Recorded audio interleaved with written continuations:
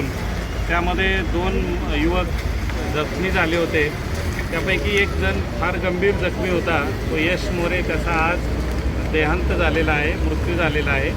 यामध्ये आपण तात्काळ आपल्याला माहिती मिळाल्यानंतर FIR दर्ज केलेला आहे, दाखल केलेला आहे, परंतु त्यावेळी गंभीर जखमी झाल्याबाबत FIR दाखल केला होता। आज रोजी मृत्यू पावल्याने त्यामध्ये त्याप्रमाणे सेक्शन्स ॲड होतील।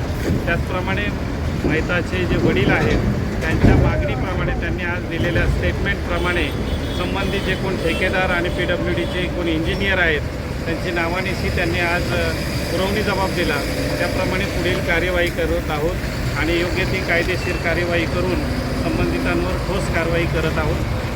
आता यानंतर ज्या पद्धतीने या ठिकाणी लोकांचा रोष होता की या ठिकाणी अनेक आंदोलनं झाली, त्यानंतर सुद्धा या खड्ड्यांचं काही दुर्दैव संपलेलं नाही आणि याला कुठेतरी ठेकेदार आणि संबंधित विभाग, सार्वजनिक बांधकाम विभाग जबाबदार आहे आणि त्यांच्यावरतीच कारवाईची प्रमुख मागणी होती। त्यासाठी रास्ता रोकोही केला होता।